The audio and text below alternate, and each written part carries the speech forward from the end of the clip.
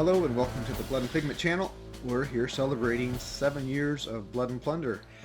This April 2023, it's been 7 years since the first Kickstarter launched on and we're here with Mike Tunez and the whole Blood and Pigment crew for maybe the first time ever. We got Dan and Guy and Jason. Mike, can you kind of give us the story of Blood and Plunder, how you founded the Yeah, company, and those first that first Kickstarter, and then um, moving on through the timeline a little bit? sure thing. Yeah, well, thanks for having me, guys. I really appreciate it. I mean, it's when you guys told me about it, I had kind of not even realized that it had been 7 years. It's like, wow, the time warp that happened recently kind of throws the whole timing off, and suddenly just a bunch of years just passed out of nowhere without anyone looking. But yeah, so to go into the story, so Firelock, the story of Firelock. I've said the story many times, but it's always good to rehash it. It's so it started out with I had been playing a game called wow, I can't believe I'm forgetting about it now. Legends of the High Seas. There you go. Playing a game called Legends of the High Seas that was put out by Warhammer Historical. I'd gotten back into wargaming. Well, getting back into wargaming I had been wargaming. I never got out, but it's I didn't do it very often at this point. And then pretty much the only thing I played prior to that was BattleTech. But I started getting to some different games and different things when I first got married. And that was one of the games I discovered. I've always really into colonial history, pirates, seafaring stuff, anything like that, especially tall ships, right? So it had never occurred to me you could do a pirate word game because I was, in my mind, it's like that's going to be too complicated. Ships, the crew, how do you, it just didn't make sense to me. But then I came across this game that actually did it. And, of course, I was immediately immersed into that and started collecting a bunch of my first crew. I bought a Weapons and Warriors plastic game set on eBay for like $25 or something. And it's got two small ships and a bunch of like roughly 25 mil figures that are all exactly the same with one captain. But I got those, I painted it, I modified it, and that's how I got started with it. So, me and some friends played that for like probably a couple of years at least, if not more. Yeah, about 2 years. I think we played that pretty consistently. Ran a bunch of campaigns and things. And anyway, that game ended up just kind of dying out. And then when it did, it just, the company went under, and that was kind of that.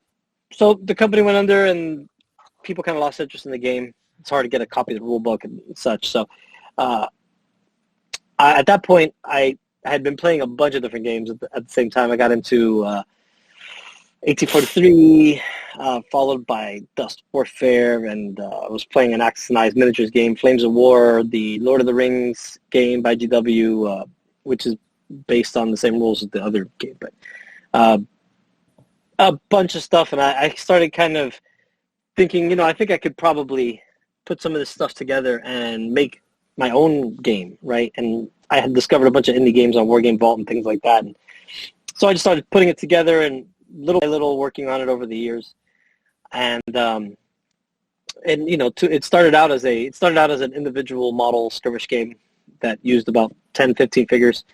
But as I started doing actual research and researching history and such and trying to find out more, reading Benderson Little's Sea Rovers Practice was a huge inspiration and really taught me a ton. And I realized that those types of small things, those have been incredibly rare. And they usually wouldn't end up in any kind of real fighting. So I realized I had to really scale it up. And even where Blood and Plunder is, it still kind of represents kind of very small forces typically. But at least it's a lot closer and it's a lot more in the realm of reality, which is what I was going for. I really wanted to make it an accurate game as much as, game first, but accuracy was important to me as much as we could get it. So fast forward a little bit, the game is I'm getting pretty close to having it. It's very close to what it is now, right? The game's wrapping up.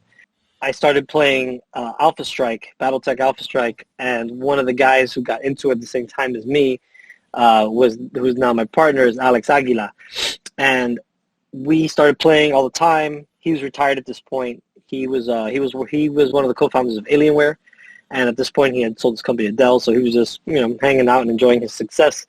And I was going to school at the time. I had been laid off from a job, and I decided to go back to school. And I was studying history, trying to, I was really deep in the whole thing.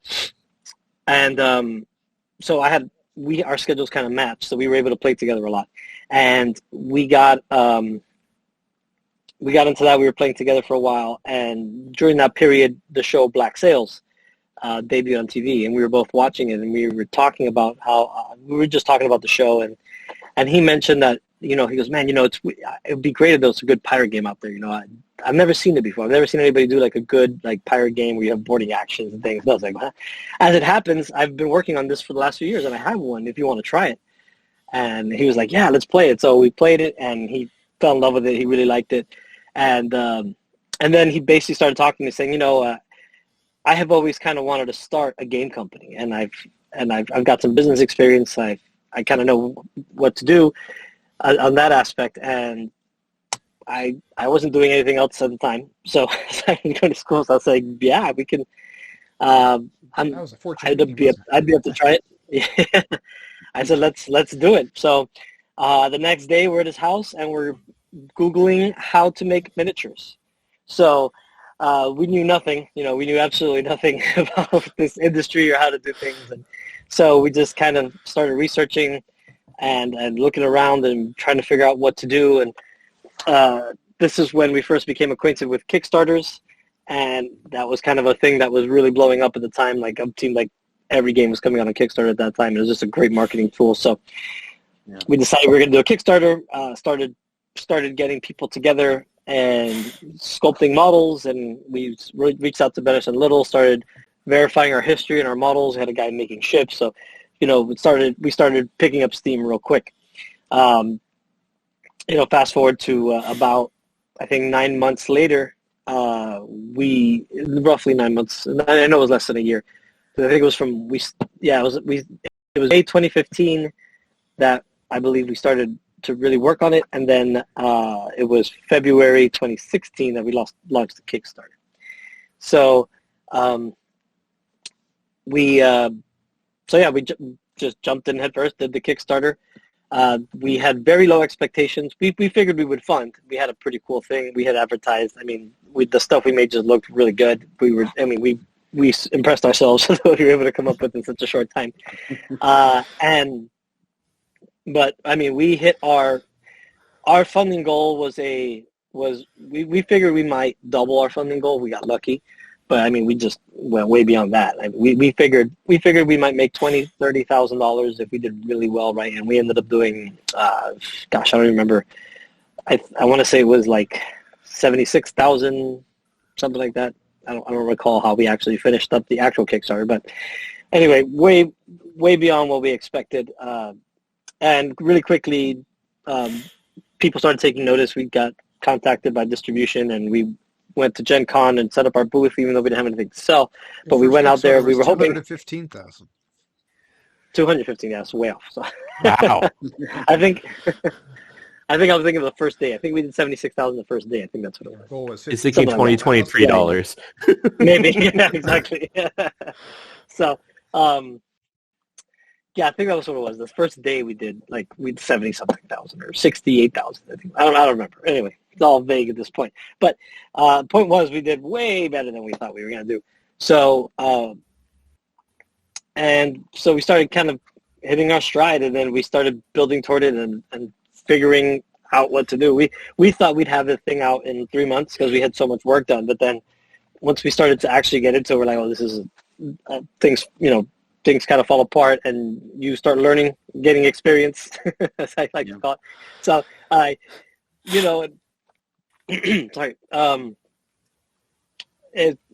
So we ended up getting it out with, we started shipping December 2016, which is, that was a pretty impressive turnaround time considering.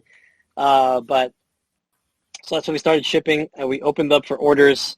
We finished shipping in January 2017, and we opened up the website for orders for the first time then, and been going since. So since then, we've done the No Peace Beyond the Line Kickstarter, followed a year after. Then we did. Did the rest of the crew Yeah. here have any questions about that first Kickstarter, or how you got that design team together, or anything? That's a good question. What did you learn the most from that first Kickstarter that you used on subsequent projects? Oh man, so a lot of things. So we learned that when you're doing a Kickstarter, and you'd have you're doing a lot of volume at one time in a short amount of time. One of the things we originally did was we did molds where we did the whole unit in one mold. So you have one to two models of each model in one mold, and sometimes those would be a little inconsistent, especially with metal, and you'd have to end up spinning the mold a whole bunch of times sometimes just to fill the gap of one. And we learned that really with that kind of the type of volume we were doing, the best thing to do was to make a mold per model, right? Which obviously increases the expense significantly, but if you have an issue with one model, you can just spin that one mold and you're going to get you're going to be able to correct that mistake or that inconsistency much quicker. Plus you're getting a lot more models at a time. So you could spin, and then you could put one unit into rotation and you're not going to burn out one mold too quickly instead of doing a bunch, and just keeps it a little more organized. And that ended up doing that saved us a ton of time once we learned that. So we started converting our mold process over to that. We learned a lot about sculpting, about posing. Some of our poses, I mean, we had a really good mold maker. We never made our own molds until now. And we used a guy named Andrew Barlow from Dark Platypus Studios, who does excellent work. And he was able to make a lot of the sculpts we had work. But we had to start toning a lot of these poses we had down because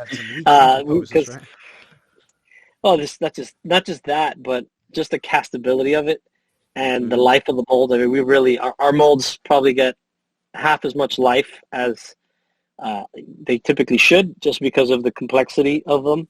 I mean, we have some pretty dynamic poses that are a single piece, and I hate having to build metal figures. Building metal figures is just a pain in the butt. So if we were going to do metal, I was going to say, okay, these guys are going to be. This has to be one piece. I'm not building metal. If I don't want to build metal, I'm not going to make somebody else build metal. So. Thank you. That's one of my favorite parts. I lived through the early days of Games Workshop metals and hated that so much. Yeah, it's especially if you got to do a bunch. If it's like one or two, it's not a big deal. But if you've got to do a lot of them, and if you've ever had to build some old Ralparth the BattleTech models where each joint's almost a separate piece, it's not something I want to relive. But that was my bad experience, and I didn't want to put on anybody else. So we even the poses we ended up with were still pretty extreme in a lot of cases, but some of the stuff we did originally was just impossible. Guys with their hands in front of their faces and stuff was just never going to work. Like Pardal is one of the ones where we just decided to split the arm. It's like one model, just put the arm. Yeah, that, and having to cast that is just impossible. So, those are. I mean, I could go on the amount of stuff. Those are a number of things. So tell me about the No Peace Beyond the Line Kickstarter.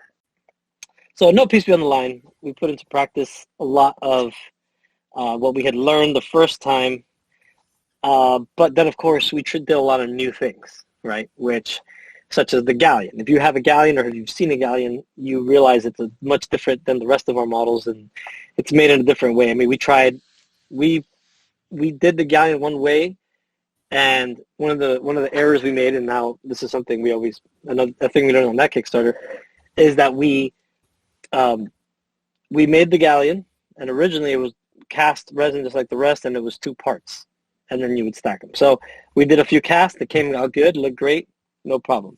But then as we kept casting more, we realized that very quickly, even with the high-end silicone that we use, which is a platinum-based silicone, if you know about these things, it's we use a higher grade platinum silicone that's very flexible, so it doesn't really wear as much. But ultimately, as you start casting more and more and more, you start to get some weird just little shifts in the mold or whatever that now the two halves don't line up right, and then your whole ship is off, right? So we're like, well, that.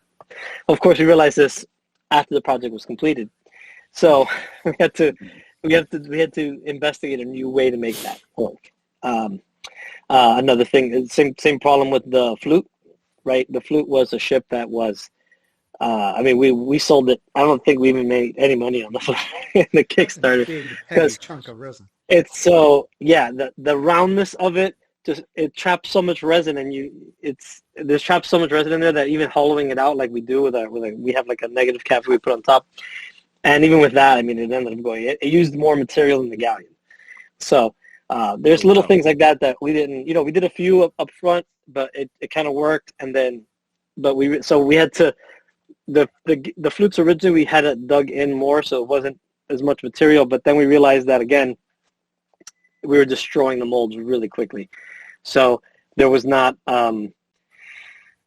we had to just basically have it how it is now.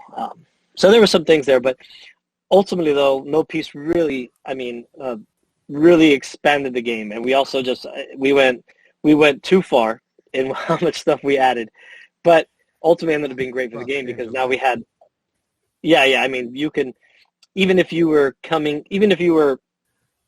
years down the line in that book, I mean, there was plenty of stuff you could always go back to and have something different. So even because while we were building that and then trying to build the Oak and Iron Kickstarter as well as our plastics, which all kind of were happening at the same time, even so we didn't have a lot of time to develop a lot of new stuff. We had a few trickles here and there. But even with that, the game still continued to grow and bring new people in just because of the amount of stuff that was there already from that one project. So so that was really good, I think, for helping us to build up the community. And we kind of got, and that put us kind of in the process that we've been to up until now, where we just have big, gigantic releases that just flood our player base for years. And then slow down, which we're going to try to do it different going forward, and so we have more smaller, consistent things. But that's because that's the big thing takeaway from that one. Yeah, Firelock was growing at that same time, right? Yeah, we were, and we were learning a lot of stuff. Like we had at the time, because of the Kickstarters, we had a lot of part-time people we hired just to assembly line everything, because we were doing we were doing all the manufacturing of ships and figures and house and to try to meet the Kickstarter goals, we just had, at one point, I think we had like 10 people working here. And just barely able to keep up even with that. So we've streamlined that process a lot. I mean, that was not a sustainable level of staff for how much how much we do, unfortunately, on a regular basis. During Kickstarter, it makes sense. But we're down to a little less than half that now, but we're able to maintain good, and now with a lot of plastics, that stuff we're not making, and then the Silecast is a lot quicker once we get it rolling. And we got I was going to show you guys earlier, we have our first, the Young Braves is the first blister there. So you'll get, so we're getting that process rolling along, but that's neither here nor there, but yeah. Yeah, and Jason, you guys came in around No Peace Beyond the Line, is that right? Yeah, I think Jason was Oak and Iron, right? We got you with Oak and Iron. Yeah, you got me with Oak and Iron. Oh, I played Blood and Plunder for a while, but I kept resisting it because I was going to spend more money on another game, and then I got sucked in for sure with Oak and Iron. Yeah, I'm kind of the same story. I came in right around, it was in between. I missed the Kickstarter, but I came in probably 4 to 6 months away from it actually hitting y'all's store. And kind of the same thing. I was trying to find a war game. I wasn't happy, and I stayed away from historicals because, there's a stigma, it's just a bunch of really old dudes who are obsessed with buttons. And then I think it was the Under the Crossbones podcast. It was you, actually, in an interview, and I was like, this isn't a board game. This sounds like a war game. So then I went and started Googling and went, oh my goodness, this is the coolest thing ever. Because I've been doing pirate stuff for years at this point, Renaissance fairs. I'd go check out as many fiction and nonfiction books in the library, and I was a kid to just read. So, the fact that I had ships, which is what drew me in, and minis at the same time, and not fleet battles, is what caught me. And then No Peace just added so much. Yeah, I did.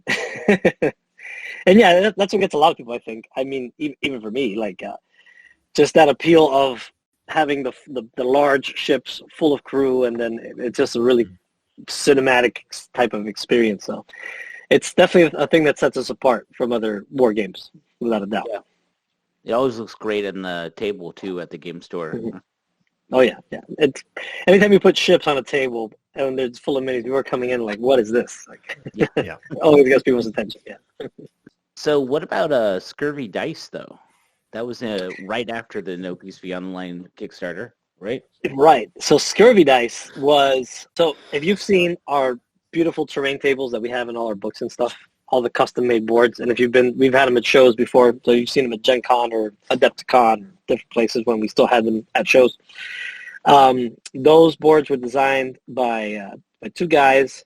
One is Ambrose Cordington, and I wish I would have, he does a lot of, I wish I could remember his handle. It's something Bug Eater. I don't remember. But he's got, if you look up his name, you'll probably find him. He does a lot of really good tutorials and stuff. He teaches classes at Adepticon and things, and he just does amazing work. And then his buddy Chris Strecker, who works with him, and they made all these tables for us, and they just do amazing stuff. And Strecker, who is a friend of a local guy in one of our gaming groups, and who has a con at his house every year in the summer.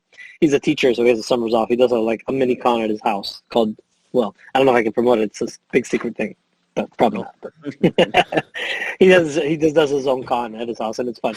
But so he was there, and Strecker, who works in the game industry, and he designed Scurvy Dice, and he showed it to us there, and he just said, "Hey, like, would you?" I don't remember if Alex offered to publish it or he was looking for a publisher and talked to us. I don't remember how that part went, but ultimately we played it and we thought it was really fun.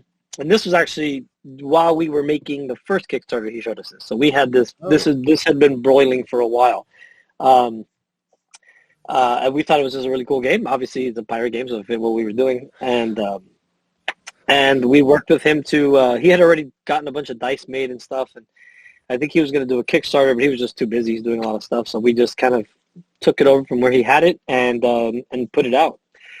And it still sells consistently to this day. There's a lot of diehard Scurvy Dice fans out there. There's a lot of people who really like it. It's a pretty fun game. It's a constant on our camping trips. All the kids like it, especially. They like blowing each other up. It's a game that it's a game that can actually get surprisingly strategic, but it's for a dice game, right? But it's kids throw that out the window. But reminds me a lot of Pirates Cove, a Days of Wonder game that I played a long time ago. Board game. Mm-hmm. So, Mike, after the Scurvy Dice, the No Peace Beyond the Line, you guys started to go the route of doing plastics, and my understanding is that's what led you into the Oak and Iron Kickstarter. Is that correct? Yeah. So the main thing was for plastics. So we had started looking into plastics like immediately. Like once we did much better than we thought, because we wanted to actually do plastics originally, but the cost to get into it was just too scary. Like, we're like, I don't know if we can meet this kind of funding, right? Because we expected, like I said, if we did great, we thought we'd do like maybe like 20-something thousand, right? But then once we realized, well, if we would have done plastic, we would have been able to pull it off. Now the problem was we didn't have plastic doing plastic for games. There's like 100,000 plastic factories out there. So but to get one that has the expertise to actually do the type you'll need to do a game sprue, right? Like a model sprue with the parts and do that kind of layout. And most of them won't even work with an STL file. I went to places where people don't know what an STL file was. So we did not have a good, in fact, that was the majority, to tell you the truth. They just knew CAD, right? But, they're used to making bottle caps and things. Just little widgets. And I mean, one guy told us if we're doing anything less than 10,000 parts, it's not even worth turning on his machines. So, but these people are dealing with a different type of business. Turns out this is a very specialized kind of plastic casting, right? Even though using the same equipment, same things, it's just a different preparation process. But Um, so we were looking for the right partner to do the plastics, right? To do the hard plastic specifically. And we had been working on it and starting to do sculpts and putting things together for a long time. But we had to, and I had right after the first Kickstarter too, I had the idea of doing a smaller scale game, excuse me, focus on more squadron size and fleet actions and stuff like that. So that is something I had kind of toyed with on and off since right after the first Kickstarter. But I had kind of put it aside, was focused on other stuff. But when we were having a hard time getting the plastics going, the first thing we wanted to do was try to convert the ships, which turned out to be the craziest, worst idea ever. And we did find one person who kind of was willing to take it on and try to do it, but it ended up going nowhere. So I had been more and more messing with what would become Oak and Iron. And I said, well, let's try this game out. Let's do it.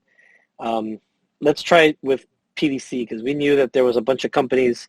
You know, if you go to Gen Con, there's a bunch of companies out there like Liga, Panda, and Long Pack, and there's a bunch that'll do those more basic type of figures.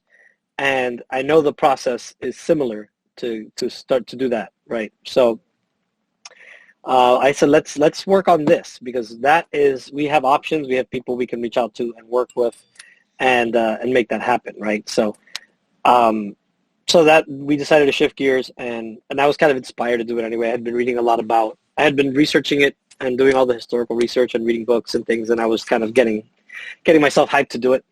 So I said, let's work on this, and we'll put this together, and then we can kind of keep working on the plastics in the background and see and learn this process a little more, understand how it works, and maybe find the right people throughout this process, maybe find people who could do it, right?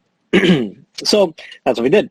We put it together, started designing the game, putting all the rules together, trying it out, figuring out exactly how it was going to work. The goal with this was to make something totally different from Blood and Plunder, in that is very approachable for somebody who's a non-hobbyist. So I was hoping originally to maybe do pre-painted ships, but I realized immediately that was never going to work, which is why you went to the brown hulls, white sails kind of thing. So once we had got that started, the goal was to make a complete game in a box, right? You literally can buy that box and never need to buy anything else again if you don't want to. But obviously we have ways to expand it.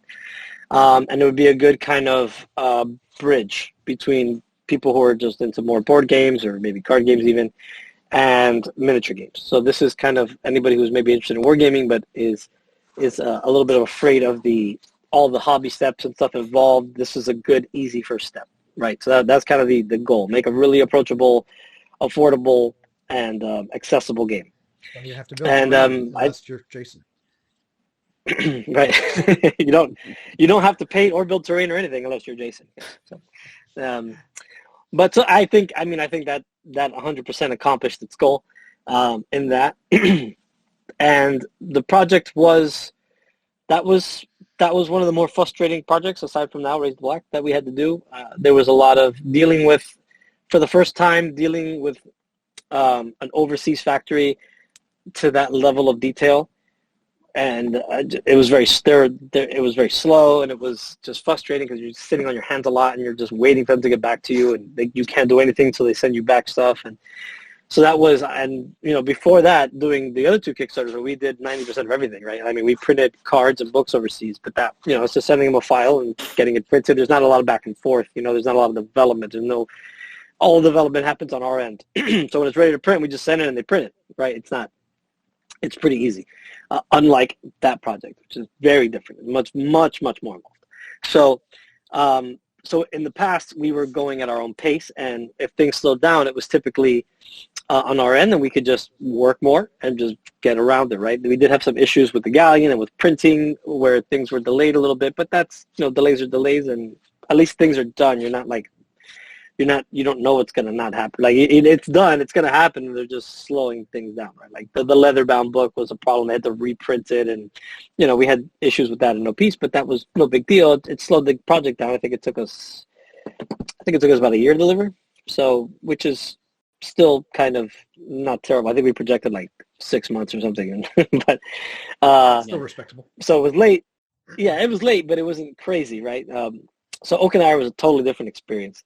It was it was just a lot of sitting What around year and is waiting this for now? stuff. When it gets delivered?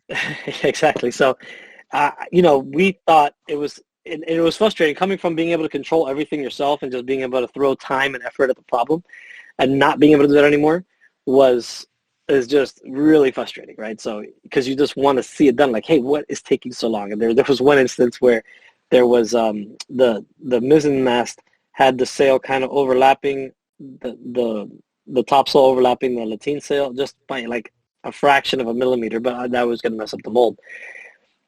And they didn't come back to me for like a month on what was taking so long, why we could. And then they finally come back to me, and there's a giant rectangle just smashed through the sail. And I'm like, what is this? Like, is this an error? And they're like, oh no, there was an overhang there, so we filled it with this big giant rectangle. And I was like, this is what took you a month to get back to me? Like, I said, you could have just told me, and I would have just had the sculptor raise it a millimeter, and now the gap is gone, and that's it. Which is what we did. It was fixed in a day, not even a few hours, and it was done. They sent me I sent them the file, like, and I was like, no, use this file, and they're like, okay, yeah, that works. I was like, yeah, I know. You could have just told me.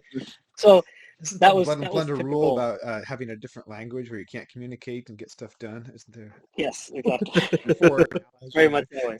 Before. And we're working through a middleman too, so we got to tell him, and then he's got to tell them, and they tell him why. It's just slow. Just a game right? of telephone. Yeah, exactly. So, but so that was going much slower than we thought. It took a long time to come out. Then it got the Fun Again Games was now defunct. They just totally butchered the fulfillment of it, which was also happening in 2020. So the game came out in 2020, along with a butchered deployment of the delivery. I mean, people in the U.S. were fine. They did a good job locally once they actually got it, but overseas it just ended up being a disaster. And world yeah, and then I mean they mixed up all the SKUs and sent everybody the wrong stuff, and then they ran out of stuff. We had to send them more stuff, and then they left a pallet behind in China. So, and that was in the middle of the whole thing. We tried to fly the pallet back, and they literally didn't let us. They said, no, that's crazy. I suspect, yeah, and then at that point, COVID hit, and they just shut down all the ports. So it was months and months before we could get that pallet where it needed to be so they could start fulfilling in Europe, and it was just a huge mess. But so you learned about it came China out in Open Iron, right? Yeah, it came out in the middle of no gaming happening anywhere, and that's when thanks to big shout out to Nate Zettel, who put together the campaign that we played in the summer that year, and that gave Open Iron some legs and helped establish a community which survives to this day.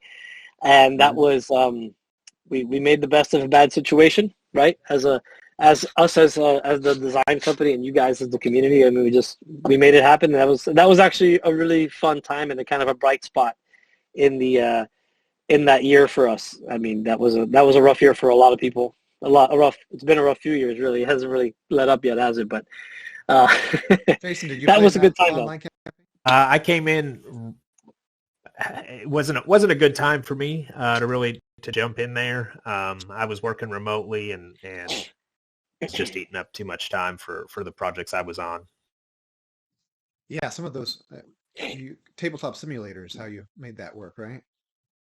Right. Yeah, we did it. I should. Yeah, sorry. Good, I thought I mentioned it. It was slow. It's the slowest way to play. Yeah. I played a game with Liam Taylor. That's where I met Liam, actually, which was very fun. But we played a big game for those, like our last game of the campaign, so we added some points. But I literally played. Of course, we played for 6 hours. 6 hours. Yeah. Yeah. I As mean, an aside to that, though, on Tabletop Simulator, are there any plans to expand the ships that are in that to some of the other things that have released since, or is that just I would love kind to of let it float? I would love to. So I have reached out to the developers of Tabletop Simulator multiple times in the event they're seeing this. Hey, guys, check your email, please. And they're kind of just like, we're too busy. And I mean, especially in the pandemic times, I could get that. But we wanted to do a full kind of automated thing because the problem is that, right? So to add, it plays too slow. Like you can barely play. You have to play small games, and it still goes kind of slow. I mean, it takes probably twice as much time as it does playing in person. So I'm reluctant to spend a lot of time and effort on it, and it doesn't really get used. So that's why I reached out to I wanted to make an official mod for it, right? Like, not a mod, but whatever they call it, an add-on for it. But they've never gotten back to me. Hopefully they will one day, and I would love to do that and just have the full game in there and have all the ships and have expansions and extra things come out. Because I think with some good automation and some programming to go with it, I think you can play it just as fast as in person. It's just a matter of grabbing everything and dragging it around, and it's trying to get everything exactly right. There are some limitations there that, with Oak and Iron being the way it is, kind of on rails, it makes it hard to play that game smoothly. So for now, no, but if they ever reach out back to us, we can do it. Yeah, exactly. Yeah. And I got pretty good at not doing that eventually, but, so yeah, I'd like to, but it's unlikely. So unlikely that that's going to happen anytime soon, unfortunately. But I suspect that I know there's different platforms and different things that people are doing now to do that kind of thing. I know there's whole consoles dedicated to tabletop games now. And I don't know where that's going. I assume a lot of those things will just end up moving into tablets and things like that. Because playing something like Tabletop Simulator on a tablet would be infinitely easier. So playing Oak and Iron 2D or just from above on an iPad really easily. That would be awesome. Yeah, exactly. Wings of Glory came out as an app, and it works pretty. Did it ever come out? Yeah, it did. Oh, that's cool. I didn't know that. I didn't know it actually came out. I gotta look into that. Thank you for telling me. But yeah, something like that is exactly what would be great to have. That'd be awesome. We had actually reached out to a few game developers and see if they were interested, but got nowhere there, unfortunately. But which I thought would be cool. But maybe in the future. I definitely think it would work great as that type of game. So in terms of the movement to the PVC now to help combat some of the overseas issues, I'm assuming that's the impetus for going to Silecast. Right. Yeah, that's a big part of it. A big part of it too is that we want to take a break from Kickstarters. A big part of the reason we use Kickstarters is because it makes it accessible to overseas buyers. And that's every time we do a Kickstarter, roughly 40% of the backers end up being overseas.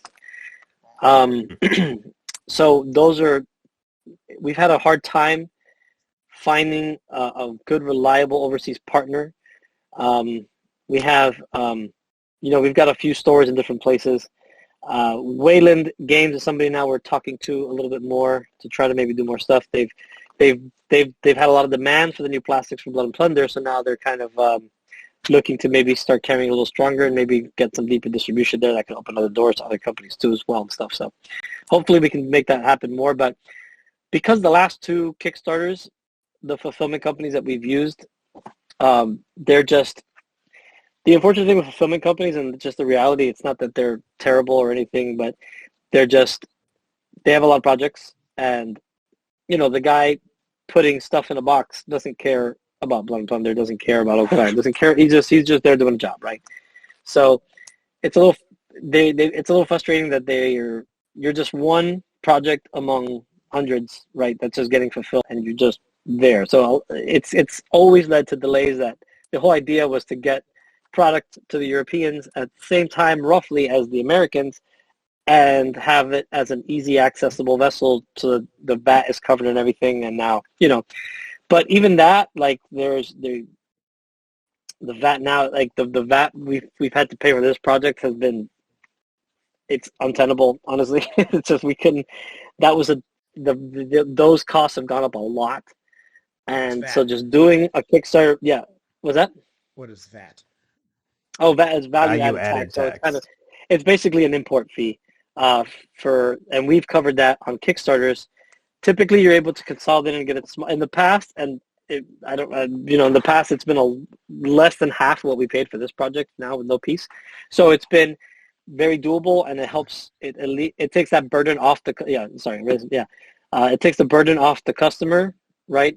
Who off the back, or they're just going to pay the shipping, and that's the end of it, right? And then even on that, we had a way lower shipping price than what it actually costs. So I mean, that project Raise the Black is going to be a big financial blow in that regard.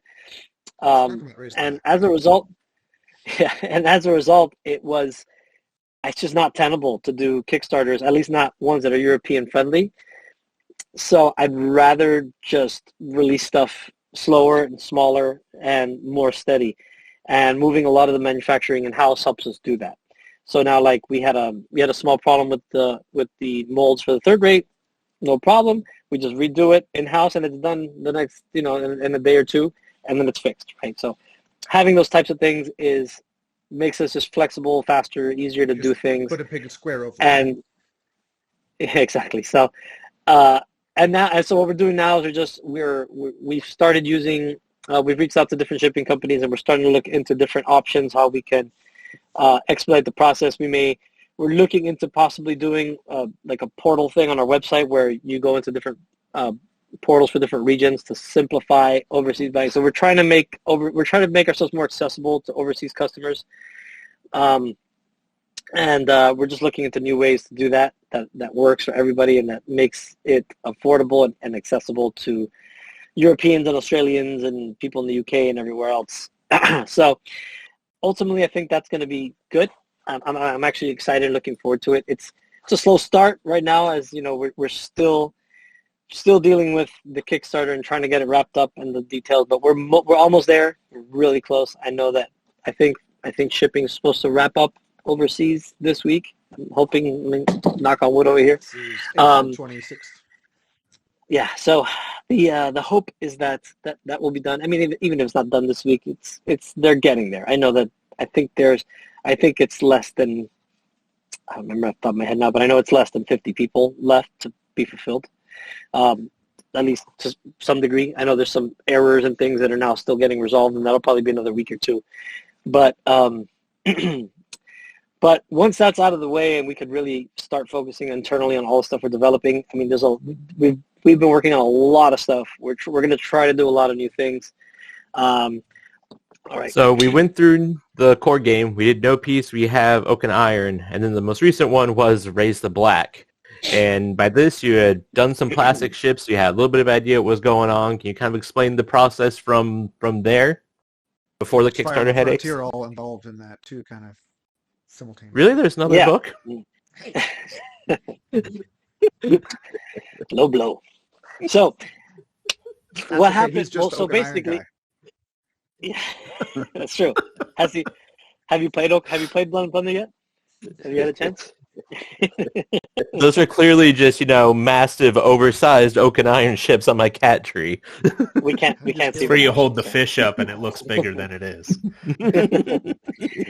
So what basically, as the oak and iron thing happened, so the whole oak and iron was supposed to be to kind of get us into the whole plastic thing, and I mean, we did understand the process a little bit more.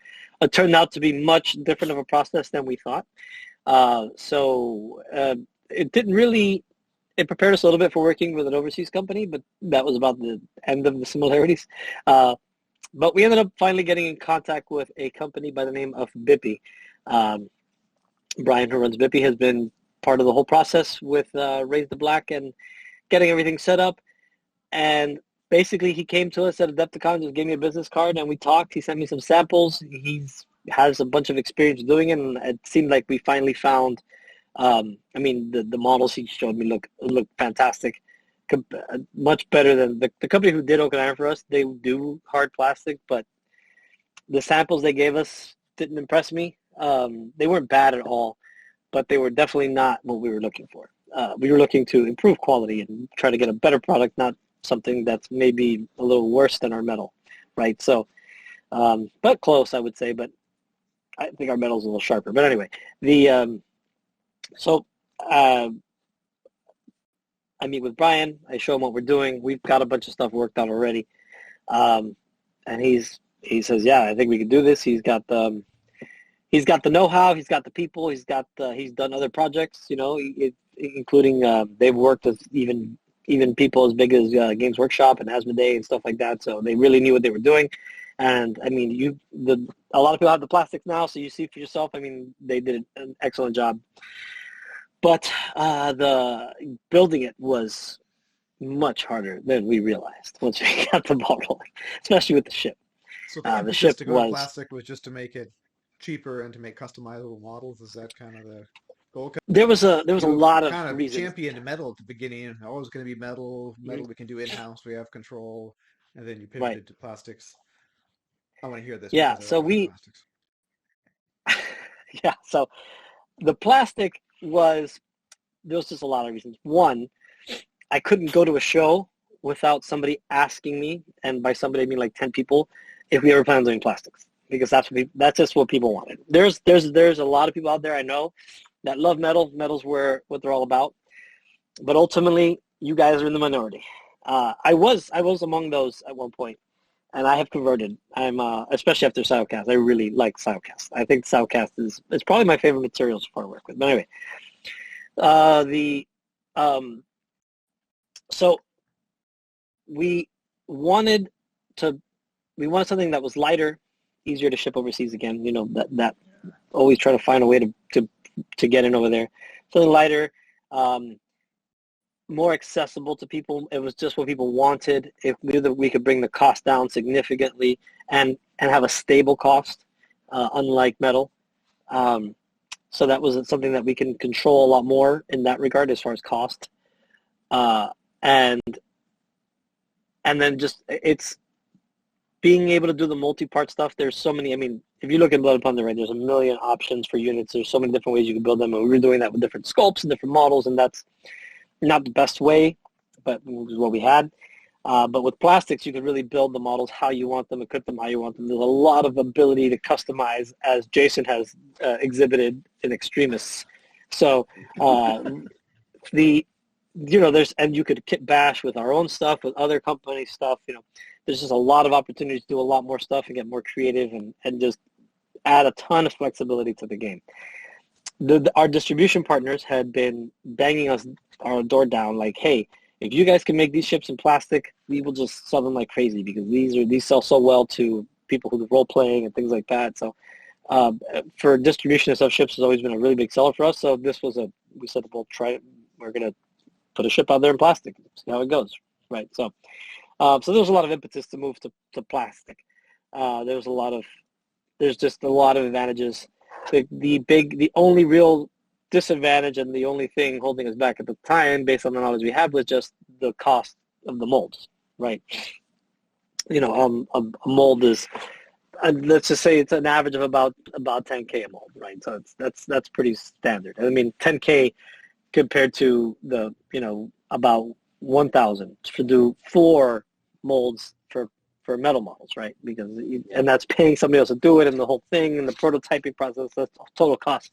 You're in about $1,000, and then you still got to run the metal and everything. But it's so it's a big jumping cost, right? So obviously we knew we could do specific figures like we did in metal, which is one of the advantages of metal, and now we'll be in Silecast, is we can do very specific models. Whereas in plastic, we wanted to go a little more generic, so it's a little more flexible. Cavalry we did in metal, in plastic, just because the cost of, at the time, Silecast wasn't on the table. So we probably would have done the cavalry in hard plastic had we been able to do Silecast. But either way, they came out great, and I'm very happy with them. So, but yeah, being able to do those cavalry, because in metal, they were just so expensive to do. A pound of metal for 4 models. More. Yeah. We sold them almost at cost most of the time. We didn't really make much on them, but we made them, and we were committed to keeping them in the game, so we just made them until we couldn't, and now they're gone. So you wanted to get them in plastics. I had the biggest collection of metal cavalry in the world, I think. I think so. But yeah, so plastic just made a lot of sense. And it's proving to be the case. It's exploded in popularity. We're behind right now on orders. So if you've ordered through us, I'm sorry for the delay. We're doing our very best to catch up, I promise. But the popularity of it has just really kept us very busy. So it's doing great now on the back end. So hopefully we can recoup some of these losses from all the crazy shipping mishaps that we've had to eat. Not really mishaps, and there's been some mishaps, but just the way costs have exploded since we launched that project in 2020. So we launched Raise the Black in 2020. Just as things seemed like they were getting better, we thought, okay, this looks like things are improving. Things are kind of getting back to normal. Bam, and just we did it project, and literally like a month after the project was done, the whole world just fell apart again. A whole new set of lockdowns and and then that's when the effects started to hit. Right, that's when costs, like a few months later, costs on stuff started going up. More shortages on stuff. There's stuff you couldn't get. I mean, China was having these massive blackouts where our factories were down for a month at a time, and they just couldn't do anything. So we were just frozen. We just couldn't do it. There was no factory. Nobody was working. They didn't have power. I mean, it's all kinds of stuff just piled on and 2 years in the making. And there was never a dull moment. I mean, it's not like we ever just like, let's just take a break. I mean, it was just constant. It was just fighting these things that just kept coming up and trying to fix it. And then the development process, and this is where we learned that the difference, making these multi-part plastic kits, the engineering is incredibly complicated. And they were splitting. I know that some of these kits are a little complex to build. It's all doable. It's Right. Yeah. engineers are a little bit of a pain sometimes. And that's kind of the cost of the flexibility of the kit. Thankfully, in the case of the natives, if you don't want to build the stick, you can get the metal or the solid cast, and that's still an option. But it was. I can assure you, it was way worse before, and they just set us up. We're like, no, we can't. This is not going to work. This guy. I remember a lot of the heads were like in two pieces, and there was a hand in two pieces. There was all kinds of crazy things, and then we, of course, being overly ambitious, we were trying to put so much into this one mold, and we had to take so many things out of the molds. Like the militia was originally supposed to come with the option to have pikes and lances and stuff, and that just didn't fit. Oh, wow. So there was a bunch of options, a bunch of stuff we thought we could do, and we looked at it. It fit, like we would just literally lay out prints and things and try to make things look good where it would fit within the area we had. But it turned out that the engineering was much more complicated than that. It had to do with the flow and the pressure. There's just a lot of stuff that I still don't totally get, but I trust that they're doing a good job with it. I mean, so that whole process, there was a lot of fine tuning, a lot of back and forth, and that stuff was really slow. And going back to the sculptor and changing things, and Daniel, our sculptor at the time, and still even now is dealing with he's dealing with some illness, and there was just times where he just couldn't work on it because he's doing treatments and stuff, and so it did not come together as well and as quickly as we hoped it would. I mean, we had a lot of work done beforehand. We also probably shouldn't have. The project did really well during the Kickstarter. We were excited. Everyone was excited. And we probably added more units than we should have. We probably should have kept it simple. We should have kept with the sailors and maybe the soldiers in the cav or the militia and just a few sprues and put it out that way, and that would have really expedited the process. But, it's hard in the excitement of Kickstarter to hold yourself back and not want to do more stuff, right? Like even stuff like the box of plunder was... Yeah, and people want more stuff. They want more value, and we want to do more stuff. Like we were excited about it. We were really looking forward to doing more plastics and more things. So, and we knew Kickstarter was the only way we were really going to be able to afford to do it. So we got a little carried away, and that was another part of what slowed it down. But ultimately, it was a really hard road. It still is. It's still not over. We're almost there, but it was just. I'm really happy with how it all turned out. I mean, if you have this, nobody has come back to us and been like, this is a trash project. Like, this is a waste of time. I regret buying into this. Nobody has said that. So, no, it isn't. This is, it's a great project. It's really brought Blood and Plunder kind of now into a whole new realm, right? And it's a lot more accessibility to people. Some people who would never even look at metal now are getting into the game. And we've seen tremendous growth as a result of it. And it's only been out for a couple months now. And so I'm really happy with where it's going. But we got a lot more work to do. So your timeline, the original Blood and Plunder was age of buccaneering, the 17th century, right? So if somebody bought Right. that book, probably the name they would recognize is Henry Morgan, right? Because Right. of Hmm. rum, right? But Exactly. timing the plastics with the golden age of piracy with Blackbeard and Right. Charles Vane and all these people that R. people know about now, Jar Har, right? Hmm. Um, seems to be a very smart move. Did you plan that, or did it just kind of come together that way?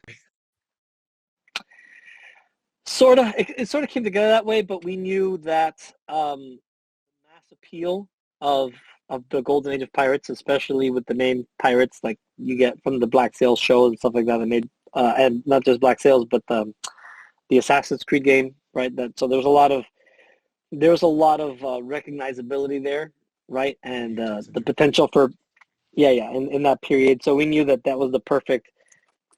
We knew we wanted to set it in that period because we could have just done a lot of what we already had in plastic, right? We had the generic European stuff, and we could have just reworked that into plastic kits and just added more options and more flavor to it and some different poses and such. But we wanted to make it mostly focus on the 18th century, but also backwards compatible for late 17th century stuff. So there's bits in there as you've seen for that. So we didn't want to neglect people who wanted a game in that period or people who just want to add variety to their units because all the medals, all 4 sculpts for each unit, and you got to repeat those 4 sculpts. So now you can kind of add some variety to those same units and stuff. So it's going to be good. We wanted it to be good for the existing customer base and product line, and then also kind of set it be on its own and it's in a future setting that's still within the same realm of the game. Another part of this Awesome. this Raise the Black project that we really appreciate. We run this blog, Blood and Pigment, and one of the people do is get into the game. How do you get into the game? But this 2-player starter set has been really huge. Yeah. It's been easy to say, get Yeah. this, you're ready to go, rather than collect this and this and this. Right, So- which was the primary goal for plastic because we wanted to make a 2-player starter set since forever, but with plastic and resin, I mean it's just we could have it, but it would be as if you've seen we had our bundles that we did online, and even that it's very minimal, and it's still that's like we could only sell that direct because those prices. I mean, if you remember what we sold those for, I don't remember, but I remember it was very cheap compared to what you'd get normally, so we couldn't even sell that to stores or distribution because there's just no margin. It was just there to get people in, right? So like a bit of a loss leader. So so we wanted something that we could sell to stores, that we could sell to distribution in the same kind of thing, but in a really nice, well-presented package with, again, same concept as Oak and Iron, except you have to build stuff and paint stuff. Everything you need in one box. You can open this box and you can play out of this box for a long time if you want to, right? Like this, this box does need a little bit more if you're going to treat it like a 2-player box and you're just going to use what you have to play with other people. You're not going to get a lot of replayability, right? Because, you've got 2 very basic forces with a small number of units, and you're going to want to just grow from there. But that's the nature of war games, right? So this is not the same in Oak and Iron in that way. So it's meant to get you started, but you can play for quite a bit out of just what's in the box and get some good games and really play a lot, especially you could play some land, some naval, some amphibious with what's in there and get a really good feel for the game before you really start expanding and knowing what you want. So it was just being able to get it at a good price point was huge. And I mean, and we're already running out. We had to reorder it already, which is a kind of a good problem to have in a terrible time because we just spent so much money shipping it. So boxes, that's an impressive box. Yeah. So I was hoping that what we had would last. I'm glad it didn't. So, but the timing is terrible. But also great because I guess I hate making doing money. Selling stuff. Gotta stop selling stuff. Yeah. It's a weird. We're in just such a weird place because we're doing so well and growing so much, but we have no money because we're doing so. There's no Right. because we have to. We just paid for it all, and now we got to sell it, and now we got to get it here, and we're shelling out money hand over fist to continue to finish shipping in Europe. So we're on a good path. We're projecting well, but it's You're tight gonna right hit now. that hockey stick. You'll be there. Yeah, exactly. So we're doing good, and I'm excited with where things are moving. So That 2-player starter box is know, really a boon for the game. Thank you for making that. it's huge. Yeah, I mean we've been wanting to do that since almost day one. Right? That was an important thing for us to make. Once once the game really started growing popularity, we realized the need for that. And I should have mentioned that when we were talking about what led me to plastics. That was really probably the largest motivator, was we wanted an affordable 2-player starter set that people could get into and get the whole game, right? So the ships, the crew, everything. So so that was a big push to get the plastics going, and it's worked out. I'm really happy with where that landed. So, and Blackbeard versus Maynard, that's like a super iconic thing too. So that was like, I think, the perfect opportunity to move into that time period and have something recognizable for people outside of the historical setting, and to not be intimidated by the fact that it's historical, right? So I think that having it be Blackbeard helps. Dan hasn't played anything. It's popular Maynard since it came out. Mm-hmm. Was that? What was that, Joseph? Dan hasn't played anything but Maynard since it came out. Oh, that is fake news. Once Rogers yeah. twice, I think. But yeah, that starter set, my local store that I demo at, they got 4 in and they sold the ball. They got 2 more in. Nice. I showed up on a Thursday to demo and I sold those 2 sets for them. That's So awesome. they're just, it comes in and it goes out. I was like, I need to take a picture and show that there's product here before it all goes away. Yeah, I mean, yeah, it's all, we're running out here. We're this room that I'm in used to be, this room I'm in here used to be completely full, and now there's this wall right here, and that's it, and then we're out. So that's good. I mean, we have them on the way already, so we'll be restocked on time. The price is going to go up a little bit because on the second we couldn't do the big volume we did on the Kickstarter, but mostly because we didn't have space because the box was so big. But our cost went up, so we had to raise the cost a little bit. It's not going to be huge. I think it's going to be $175 now, if I remember right. But Okay. just so you know, so grab them now while you can. Grab them at the price they're at now before it goes up. All right, you've taken us through the story of Firelock so far, the last 7 years. Let's pivot towards the future.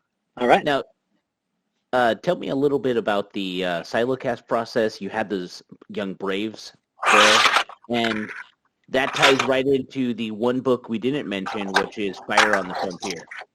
Right. Yeah. So, Silocast is going to be replacing our metal. I mean, to say replacing is really a strong word because our metal isn't going away. So metal is just still all over the place in pricing, right? So it's something that is going to, we're not going to stop doing metal, but we are going to probably stop replacing the molds outside of popular demand. Like if somebody really wants a certain thing in metal, and we may investigate in the future, but we have the equipment. We can make molds for metal models now ourselves. So the option exists, but really we're going to stop doing the metal army boxes. Those will be replaced with Silocast. And just to show you real quick here, so I've got from our most recent expansion, which is Fire on the Frontier. Technically less recent than No Peace, but even though we made it after, but anyway. So one of the things we're doing with Silocast now is you'll get your models like this, right? Ooh. And you've got a separate base with room underneath with a little work. You can just cut out a bit there, and you can put a magnet if you want. So and these will just kind of pop in to the base there, right? So you will have to use a little bit of glue now, but that's really all there is to it. These bases are a little thicker just because the Silocast materials has a little more flex to it. We didn't want to end up with a bunch of warped bases, so we just made them a little thicker. But if you don't like these and you are a stickler for everything being exactly the same, they're plastic. We are selling the plastic bases, so you could just snip off this little bit right here and just glue them onto the plastic base, no problem. Or the metal bases, even if you want to add a little heft. The metal base is something we'll probably keep on for a while because I personally just like the extra heft on the bottom of the base. Yeah. So, but I don't know if you can see that there, but I mean, I'm really happy with the quality of the Silocast minis. I mean, they just look so sharp and they're so easy to work with. From a hobbying perspective, they just clean up easy. There's not a lot of flash or mold lines or anything like that. When where they are, they're pretty easy to clean up, and they're just fantastic. So, but the Silocast, at least for right now, is we're still gearing up. I mean, we have a ton of models to make, right? So it's gonna be a long time continuing to make these molds and getting that replacement going. So one of the things we'll shift that we're looking at experimenting with is offering STLs. It's been a very popular request, especially for ships for a while. So that is something that we are actively investigating right now and looking at how we can make it work and excuse me, like what the price point should look like and what's typical. Even flirting with the idea of maybe doing some kind of a Patreon thing, which I mean, I don't know. We're just looking at how it all works, and I think it's definitely going to be the future for a lot of stuff anyway, as printing technology continues to improve. So it'll help us get a lot more stuff to people more quickly and try things out. And again, just lets us be more flexible for expansions such as Fire on the Frontier, right? Which was, and when we launched Fire on the Frontier, we couldn't really justify doing new metal models because the cost was too high. So we experimented with just some 3D prints. So we worked with our friends at Firelocks Consortium to do. They were able to put together some really good looking prints and with some solid material that was tough enough to stand up to painting and gaming and stuff, that wasn't brittle like some of the other stuff I'm used to. And it looked really good. And so we decided to give it a try. And even though the models were really nice, it turned out to just be too slow. We couldn't make enough of them fast enough to keep them stocked. So this is a new thing we're going to try, especially as an in-between as we really get Soundcast up and running. And then anything we release as an STL will be eventually available as a model as we catch up with ourselves. So I think that'll be something we do, and then more books like Fire on the Frontier on the horizon. And then models going forward, you have the hard plastics, and then you're moving to Siocast for most of it. You're still keeping metal on hand, at least tentatively. And then maybe STLs. Do you plan to do any more hard plastics, or is that kind of off the table for now, or what is kind of, are you just a mix of models is kind of the vision for now? Unless the game was to suddenly just explode and the community would double in the next few months, I don't think we'd be able to do any more hard plastics. Yeah, you never know, right? Hey, Summer of Plunder is going to be, it was great last year. Let's see how it goes this year, right? So, but and now with the plastics and being able to, you never know. Maybe that will happen. So, and really, it just depends on what happens in the community, right? So the community, as it grows and as it expands and as we're able to increase sales, we're going to use those. We're going to use the profits from that to make new stuff, right? And a mold and hard plastic is a big expense. So we'd have to be doing really well to even do one. And it's a lot of, not just a big expense, it's a lot of development time and it's a lot of work. So it's a lot of expense in every facet. And I do want to do more. I want to do a lot more in hard plastic. I think hard plastics are great, even with Soundcast as an option. The ability to kit bash and do cool stuff and then just have those options available, I think is really good to have. I'd really love to do, especially the North American natives in hard plastic. That's something I wish I could have done in the last one, but obviously wasn't practical. But that would be one thing I really want to do in hard plastic eventually. Obviously, a second ship is a big one.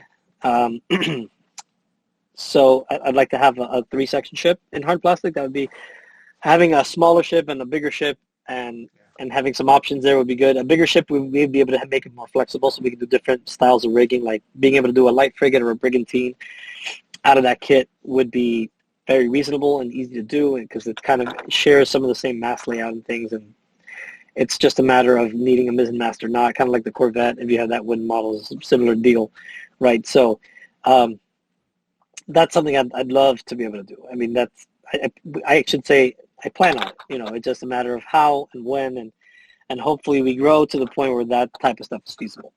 And same thing goes for books. So right now we're going to do, one of the things we're going to do, as a matter of fact. So unfortunately, as we just got our restock in for No Peace Beyond the Line, and unfortunately, if you're one of the handful of people who actually got one, something happened in our files, and the factory ended up printing the unaligned section twice, instead of the Dutch, so the books are misprinted. So there is no Dutch in the books that were printed. And honestly, we just can't print it again. So we're going to do a print on demand for that. So we're going to have on Wargame Vault. We're just waiting on the confirmation.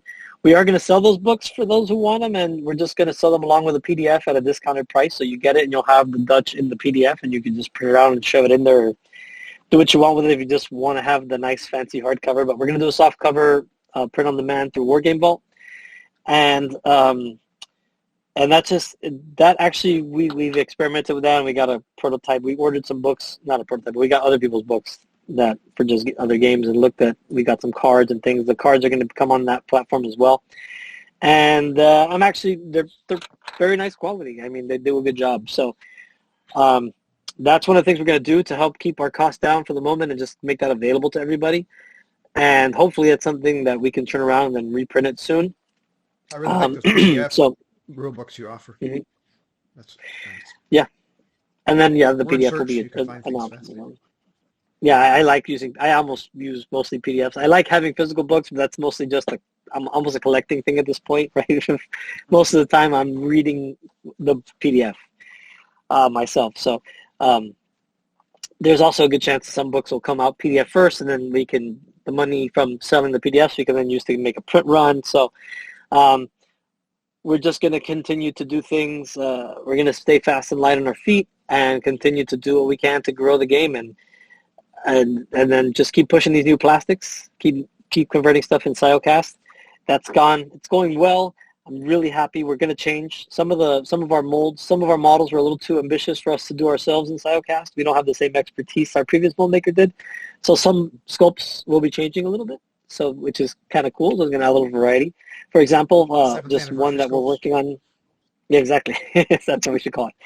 So filibusters, the guy loading his musket, he's going to still be loading his musket, but differently. Now we've changed that pose totally. It's going to be a different sculpt where he's biting the cartridge and has his musket on the outside. So it's going to be... Oh, okay.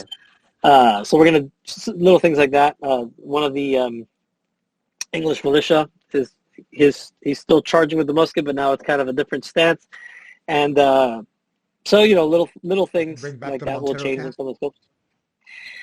Probably not, as it makes it less flexible, but you never know. Maybe we'll do a limited edition Montero cap run. So, so and miniatures. What's the vision for the expansions for Blood and Plunder going forward? What are we going to see? What eras are we going to see? What kind of books are you looking to build? Yeah. So right now, all the books going forward will be kind of in the vein of Fire on the Frontier. So smaller, lighter books, a little bit less of a massive beast to build, so they're easier to put together.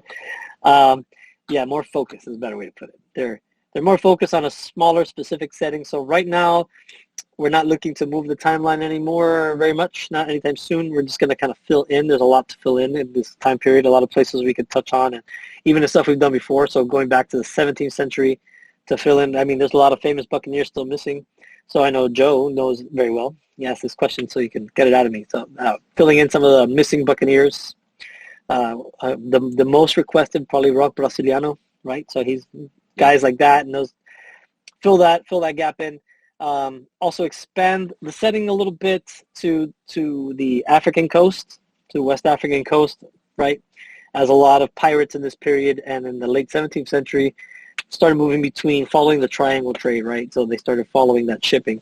So, and touching on some African nations that would have been involved in that, as well as a bunch of famous pirates. So, yeah, exactly. A little bit of a change scenery in those. And, being able to do things like STLs allows that, because that's very specialized, obviously. So stuff like that, it's kind of, so being able to do, offering those as 3D print files and things will make these projects a little more flexible and doable. So it lets us expand and do more and be more aggressive and kind of do a little bit more of more different things and more consistent, smaller releases that to get people excited about it and playing new stuff. Awesome. One of the things that I've enjoyed seeing is the community that's built up around Blood and Plunders. thanks for making an awesome game. It's really attracted a lot of great people, and I don't know if it's just my perception, but it feels like a lot of younger people than the average historical game. So Yeah, substantially I don't know so. how you did it, Yes. but that's awesome. Plus, we aren't all 100% gray yet. Yes. I mean, I wasn't a couple of years ago. But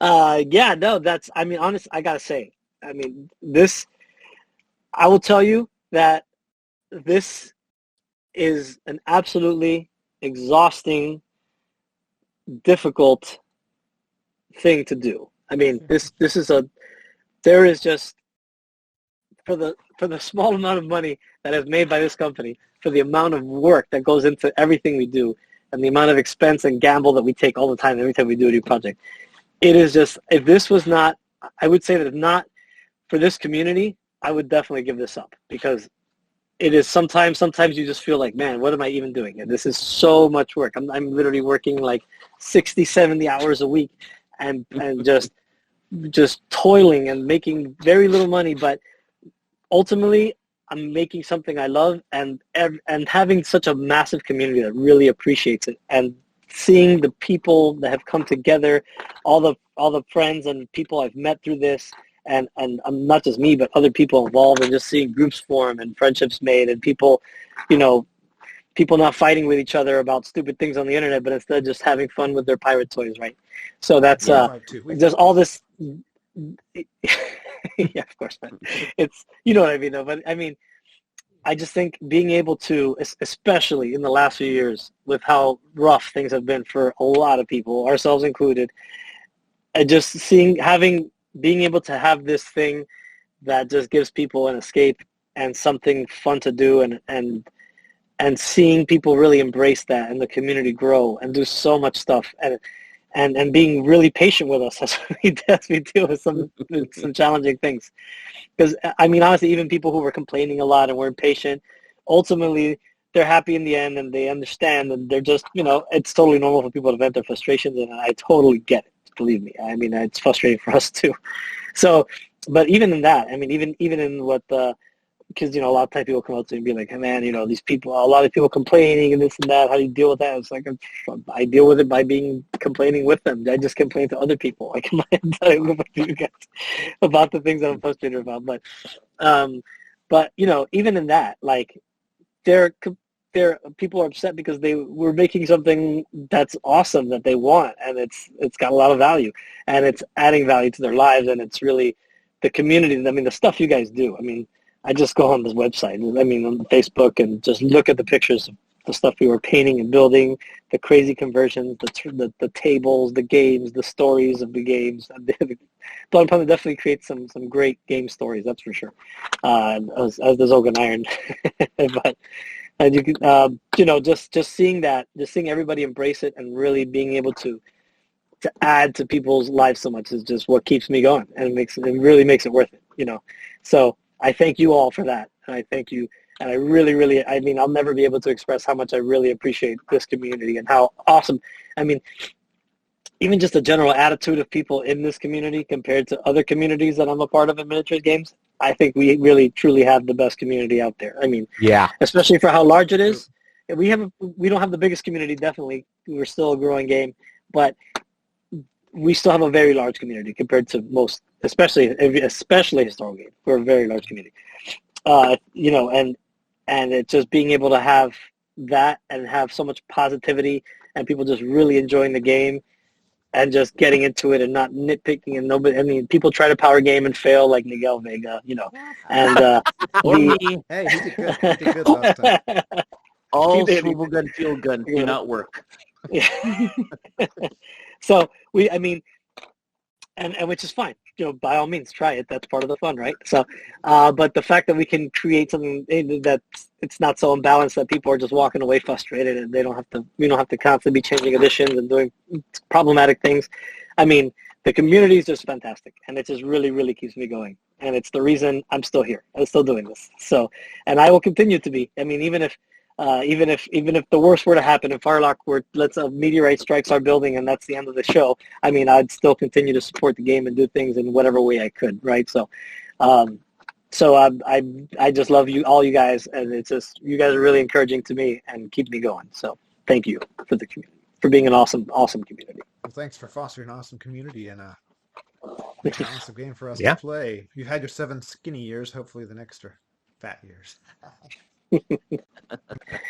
Somebody told me it takes 10 years. Uh, Somebody told me it takes 10 years for a business to really start to turn around typically, and I hope that's not the case. I don't want another 3 like this. It'd be nice to hopefully have things go a little smoother going forward. But I think, yeah, I mean, whenever we have stuff under control ourselves and it's us doing it, it typically tends to work a little better. You know, there's some hiccups, we can correct them quickly, you know. And that's the beauty of how we're going to go forward with things, I think, is that even if we do make some mistakes, and I mean, and you know, we're human beings, we're going to make some mistakes here and there, we can fix them. We can fix them fast and move along. So we got a community event coming up. Jason, do you want to plug that real quick, and then Mike, maybe you can tell us how we can use that event or anything we can do to help support the game company directly. Jason, you want to talk about the Summer of Plunder?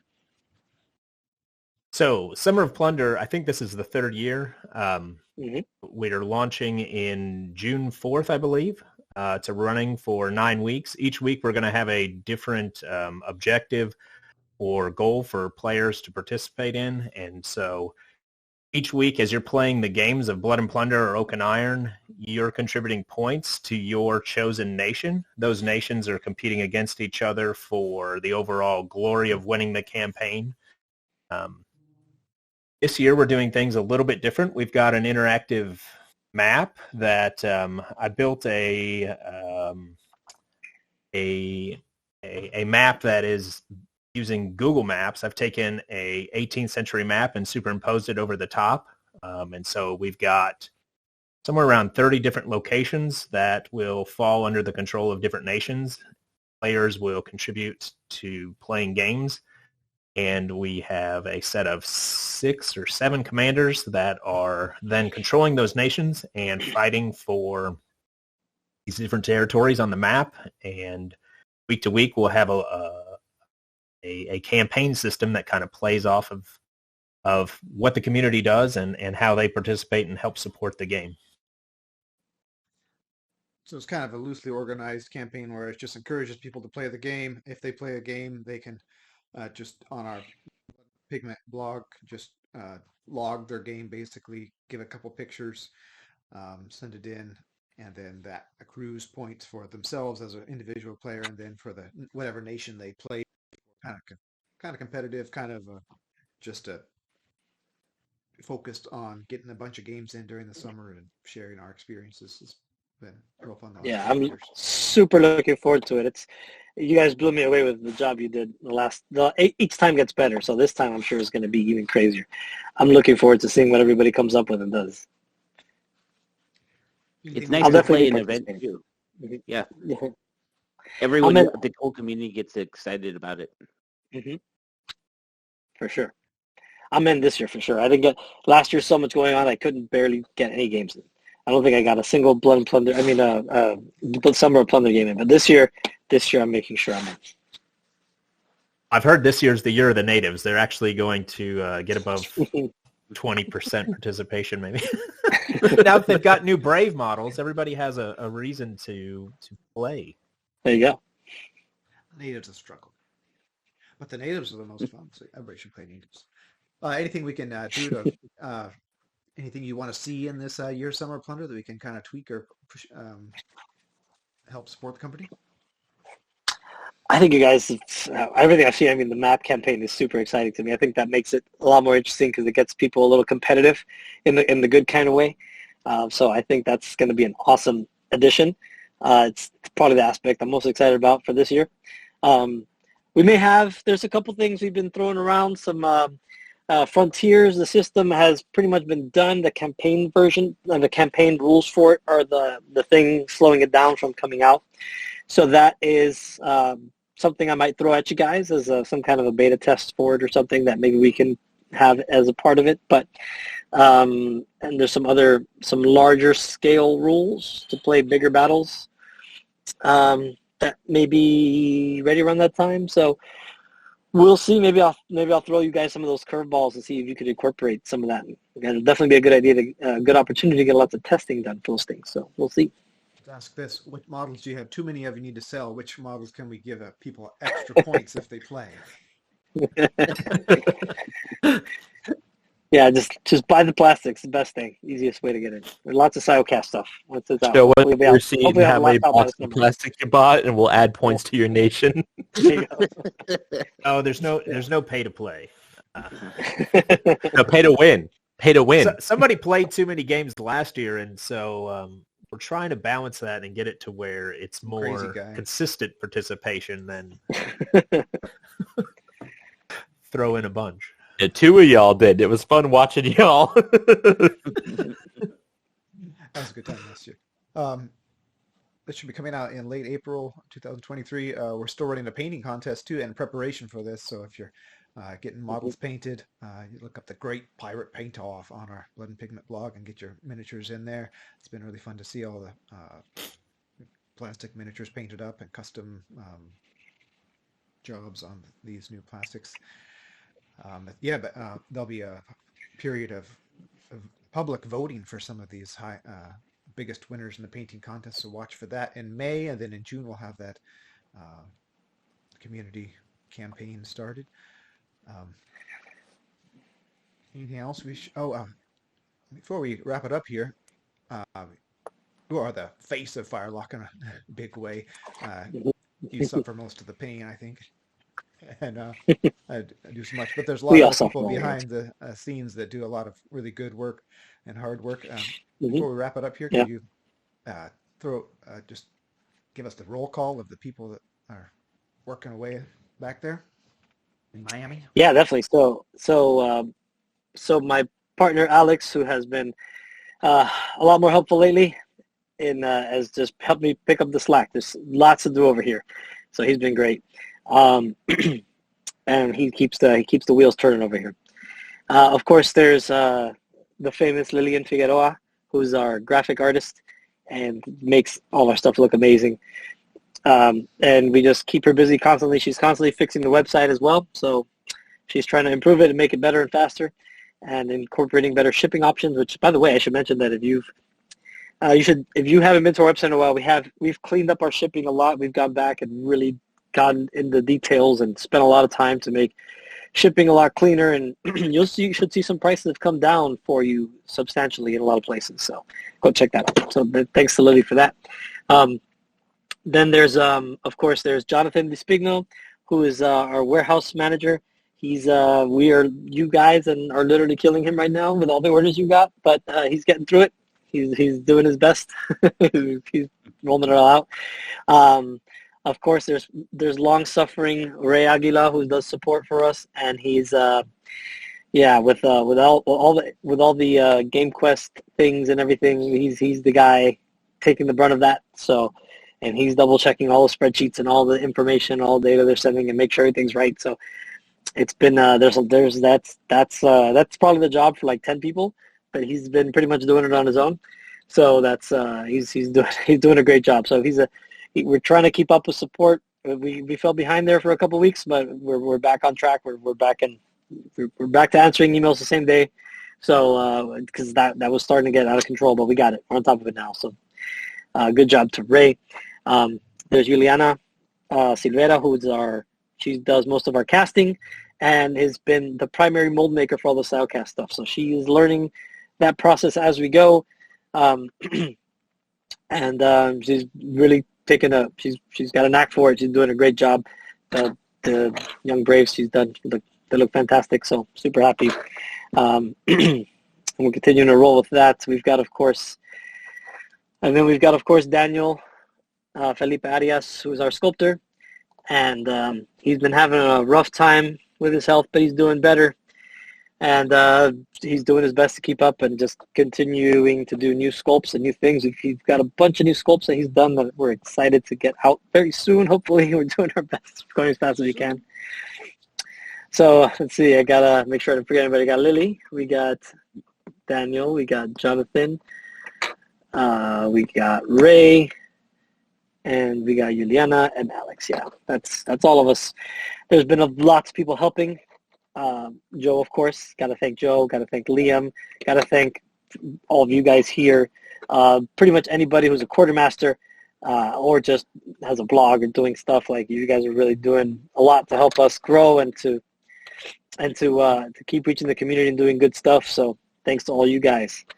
It's critical. You're pretty much part of the team. It's one of the really unique things about this industry in general is that it really kind of works to the people in the industry really work together with their customers to create everything and to keep everything going, because the communities that these games build they won't grow without people playing games and championing games and putting their time and really just you guys are almost like our salespeople in some ways, so you guys, everybody who's done that and has been a part of that and is helping to champion the game and help it grow, thank you to you too. Oh, thank you. Thank you. So, Mike, wanted to thank you for coming on. Nice insight. We're very excited for what the game holds for us from here. And for everybody else watching, thank you for coming over to the YouTube channel. There's also a blog where we have articles for faction reviews, ship reviews, tips, tactics. If you're new, there's a whole getting started portion on there. Check it out. And then come over and keep watching our YouTube channel. It is where we pour our hearts for the most part. And if you want to support us, feel free to go and check out our Patreon. It helps us, keep able to do this, hosting fees, stuff like that. And for everybody else, keep your dice ready and when it's your back, your heart.